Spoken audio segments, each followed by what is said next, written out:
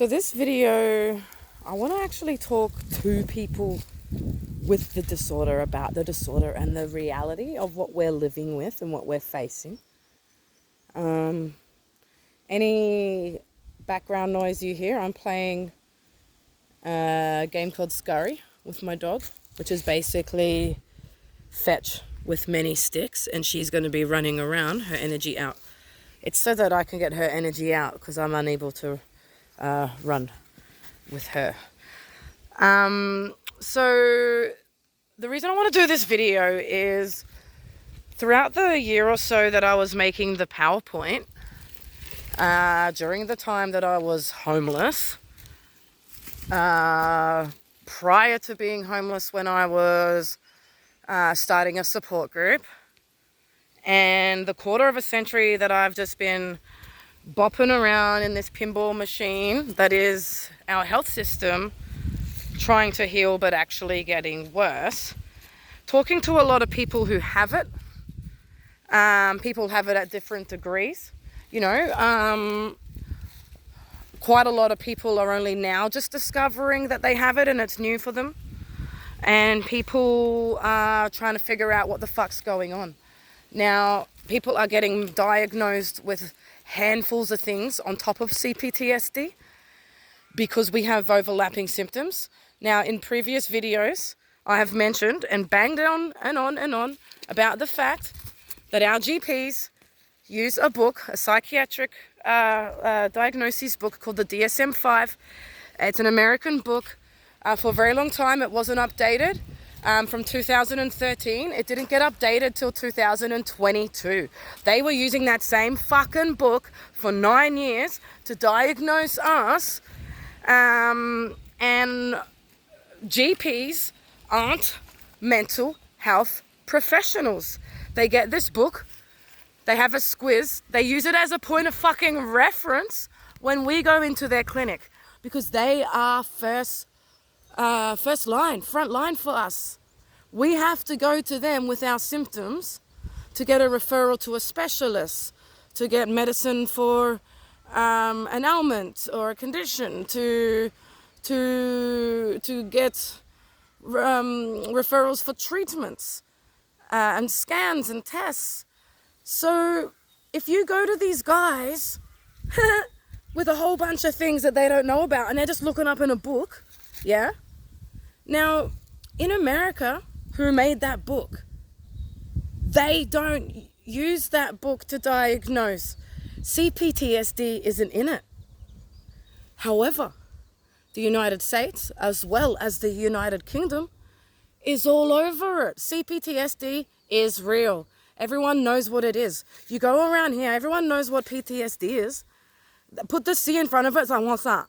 All the time, complex. And as soon as you're like, oh, it's got different layers and it usually comes from, abuse. And they're like, even people with PTSD are judging the fucking disorder. No one knows about it, okay? So people think and judge based on their own lens. People are going to GPs who are picking up this book, hearing some of your symptoms. Now, we have so many symptoms that you're going to go to your GP and you're going to sound like you've got bipolar. And then someone else is going to go to theirs and sound like they've got ADHD or autism, personality disorder. We are getting pills thrown at us like lab rats. We're getting sicker. Now, if you actually look up the side effects of these pills, guys, most of them have the same side effects of the physical things, the somatic symptoms that you've been experiencing from your trauma. Please Google and research through the UK and the USA. I'm going to put another video separately just listing all the different websites and specialists and places that you can go, like a resources and tools and resources videos, to get the information you need. A lot of people are feeling physically sick and not knowing why. A lot of people are going backwards mentally when they've got a therapist and they don't know why. Therapists are good. There are a lot of people out there who care. And when an Australian therapist says they're trauma informed, they mean they want to help you, They care about it, and they're going to help you with the psychological things. They're going to tell you how to, calm the fuck down. They're going to tell you how to come back when you dissociate. They're going to tell you how to regulate your emotions, how to, techniques to sleep better and cope better. But they're still going to ignore your physical symptoms, which are never going to get better, because actually when you have trauma, it rewires you. You have to understand that what fight or flight does to the body, a person who doesn't have trauma in their system, when they go through a traumatic event or even a mild stress or shock, their bodies switch between parasympathetic and sympathetic nervous system, which basically is between rest and digest and fight or flight. So rest and digest is when everything's on and working and life's good. Fight or flight, certain things turn off that you don't need. Everything else amps the fuck up to protect you. When you have trauma, you get stuck in that. You're like idling in a low state of that all the time. So that's why you have problems with your stomach, your bowels. You have problem with your muscles. You have problem with your brain tapping out, forgetting shit all the time. Feeling like you've got dementia, don't know what's going on, getting overwhelmed easily. Those are the things that switch off in fight or flight, or either turn on in a heightened state when you're protecting yourself. So that's why our sensory stays heightened. Okay, there'll be a lot of people around you who think you're pathetic, who judge you, who think you're weak and you overreact to things, and that because you're always on eggshells. Those people will never see the hypervigilant side of you. They will never see the calm side of you. We are our environment. We soak up everything around us. We feel it. We see it. We smell it. We are it, and we become it.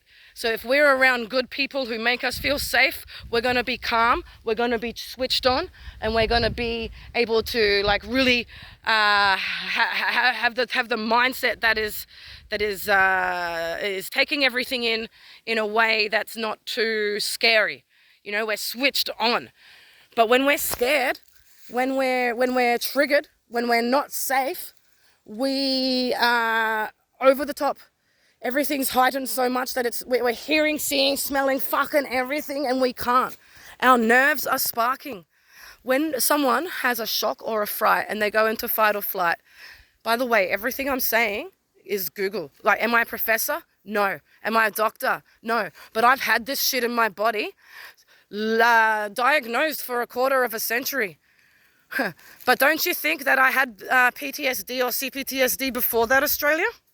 If I got the diagnosis at 17 because he raped me, don't you think the 6-year-old who was locked in cupboards, thrown off bridges, and lived on the streets, seeing my father have sex with people at bus stops for cigarettes, do you not think that I had trauma in me then? Do you not think that the 2-year-old, that he was getting drunk while my mother was at work, had trauma in me? Do you not think that the baby inside my mother's womb, who he was beating while she was pregnant, wasn't born with trauma in my electricity in my body? When fight or flight kicks in, electrical surges, because we have electricity in us, we have it in our nerves, in our brain, we have it going to our stomach, we have it everywhere. They surge up to our hippocampus and like charges. So people who are living in fight or flight, that electricity is fucking mental. Add to the fact, what happens in fight or flight? Stress hormones are released, things like cortisol. Too much of that, what does that do? You're drowning in that shit, man. So we have all these chemicals in us, all this electricity in us. We are rewired. And then the GPs are going, it's in your head. Society and community are going, oh, you're fucked. The police are going, don't be like that. What's wrong with us? Respect us. And you're just like, you can't. And then there's flashing lights, people. And they're like, go to the fucking hospital. Wee. Hello.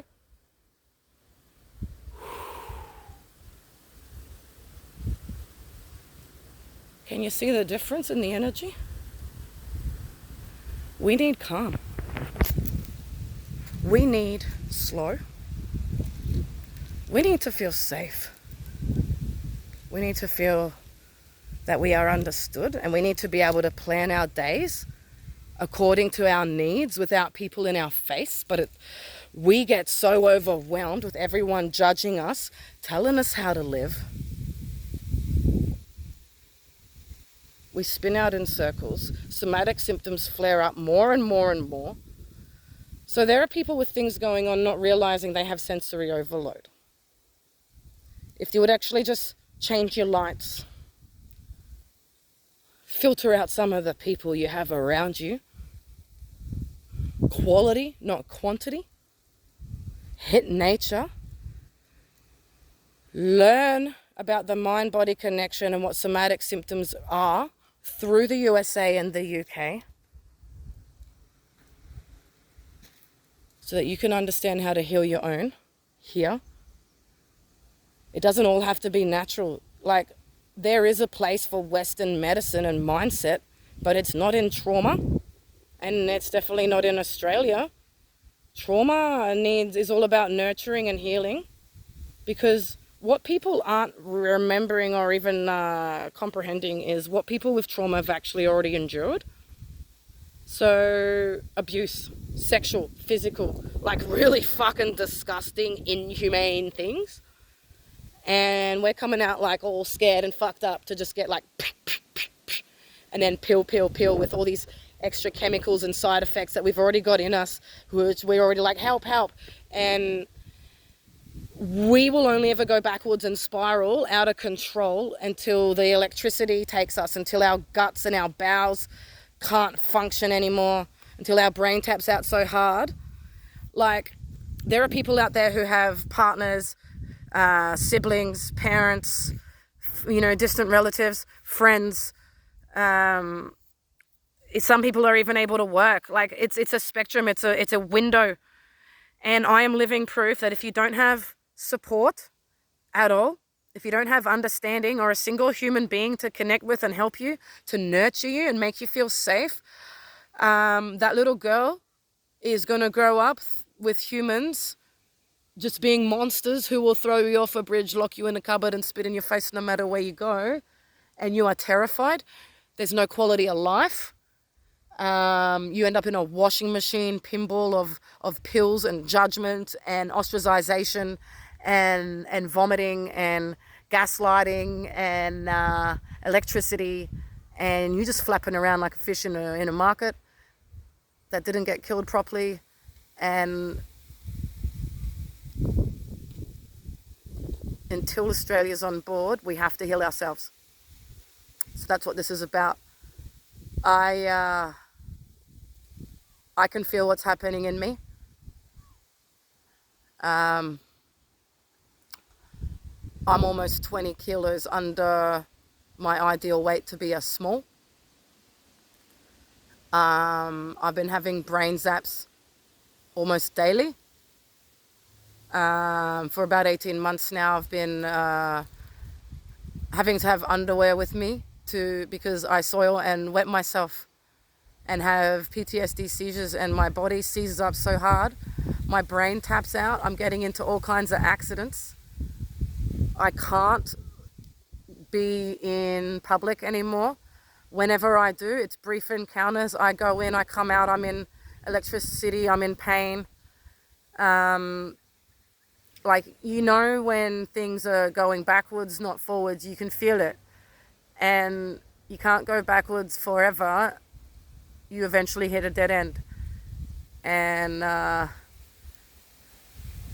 when something's like in a tank or a funnel or whatever, and it's like slowly going down, or even sand in an hourglass, and then it gets to that last little bit, and then it's just,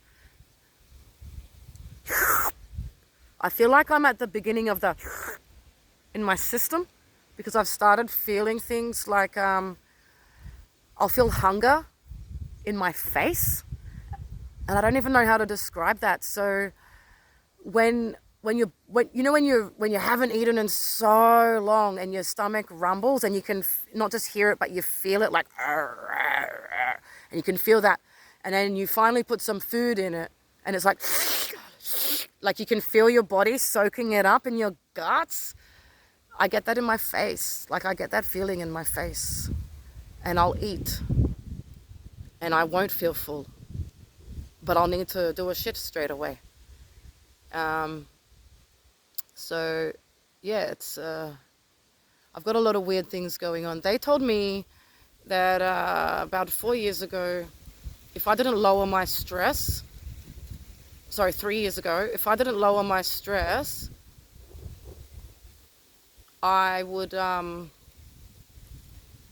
be very likely to get bowel cancer because it's on my father's side twice. And when I did a stool test with a naturopath, I came back as a 4, which had me in the positive, but 4.1 was the marker for the tumor, which put me as a high risk in the category of bowel tumor. So those few years ago, they said, reduce your stress and get things cleaned up inside of you. Well, actually, all I've done is gone to Daylesford to get re-traumatized, become homeless, lose everything, and have the worst year I've had in my entire fucking life. Never been so sick in my life. So the stress didn't go down. I've tried so many times with GPs to ask them to organize a stool test, and they want to start from scratch with all the bullshit that they think is wrong with me, and I can't go through the same bullshit. It's not in my head. So I'm not taking benzos, I'm not taking your nootropics and antipsychotics. I'm not gonna sit there and watch you on Google misdiagnose me through that fucking DSM-5 and then have the audacity to ask me to pay you for it. No. Or refer me to just a psychiatrist who's going to do the same. Yeah, no. People with trauma, there is no point going to a normal psychiatrist. You need someone who's trauma informed. If you are going to a standard GP and a standard psychiatrist, you're going to get diagnosed with like a whole basket full of things, and you're going to get a whole bunch of meds. You're going to feel like shit and get worse, and it builds up every year. So if you go backwards, not forwards, you end up like me, mate, all right? You end up on your knees with people ignoring you, thinking you're on drugs, until you fade out and become a fucking sock. So it's really in everyone's best interest to research, educate the people around them of what they need, their loved ones, so that you don't lose them and become more isolated over time. Because the older you get with an untreated disorder like C-PTSD, the more alone you become, the harder it is to function and communicate, and you will end up in a situation where you're beyond repair. So if you can get out now, early, and learn about what it is that you need to feel safe, what your somatic symptoms are, what you need in your environment from the people around you, and educate them, understand the balance of Western and Eastern medicine that's required and practices. It's not just one or the other. And take some real time to self-love and like be selfish. Set boundaries and stick to them. Because people around you won't understand why you want to do the things you're doing, but you just have to. The same way people with autism just have to, and they get that respect and understanding and compassion now, we need to start demanding it as well. We need to make them aware and demand that respect and the boundaries in place, that we just are able to take care of ourselves in the ways that we know work, and have people who don't have a clue stop fucking dominating our illness and making it worse for us. So I hope that's helped. And I hope it helps to know that you're not alone. It is real. And there's someone out here who may not be doing it in an approach that is the right way or the approved way. Oh, what the fuck? Sorry, that was a bug. And and it might be pissing people off, but it is literally the only thing that's getting attention, because I did the polite, I did the doing all the things that they've said to get worse. And I'm angry, and I have that right. I'm a human being who's been treated like dog shit, and a lot of you can relate. So if you don't want to be treated like dog shit, please help me ram this down so that we can get the awareness that this country needs. As you can see, people are starting to respond.